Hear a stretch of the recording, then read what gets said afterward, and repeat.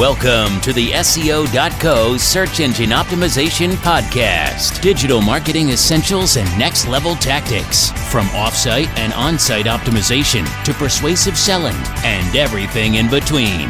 You'll learn actionable tips on what it takes to outright and outrank your competition.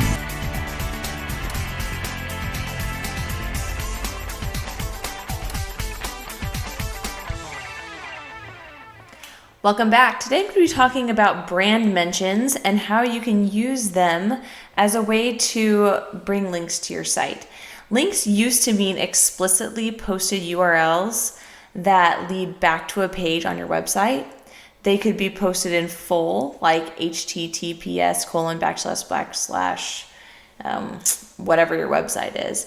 Or they could be embedded as a hyperlink anchor text, like just Google. Either way, a link was a link, and the more links that you had, the better.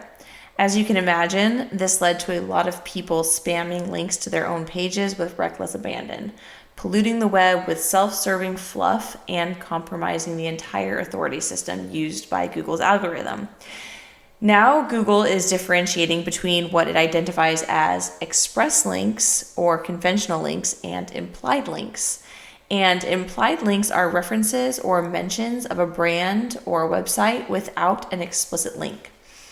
These references could be in the body of a blog post. They could be citing out another brand's expertise on a specific subject. It could be in a comment referring to another brand's coverage of a topic, or in some other form, so long as the site's name is specifically mentioned.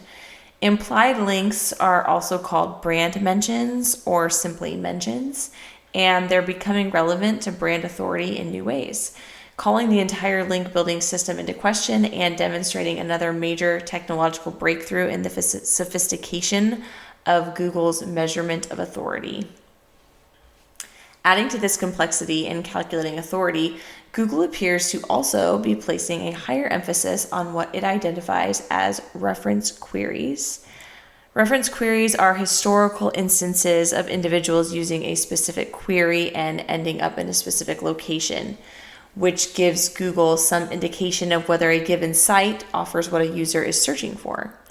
Reference queries help build an understanding of a site's popularity or authority and compare it to similar results for a given query. In other words, the better your site is at giving people what they're looking for, the better you're going to rank for relevant searches. So it's clear that brand mentions are becoming very important to a site's authority, but it also appears as though traditional links are not obsolete. Both express links and implied links are now used to calculate authority, so it's important to include both in your link building strategy.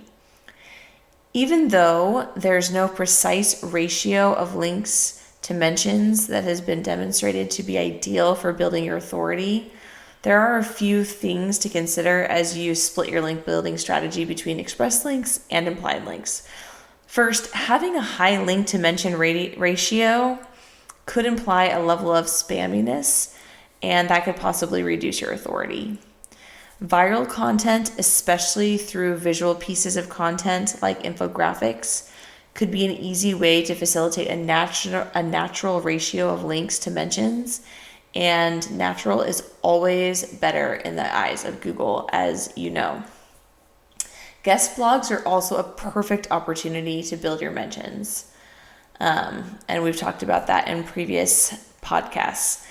While it would be easy to purchase brand mentions the same way many companies purchase external links now, the better long-term strategy looks to be producing high-quality content that can facilitate both links and mentions on its own. But a solid content strategy has far more long-term potential and immediate value than any gimmick that relies on taking advantage of a perceived hole in the system.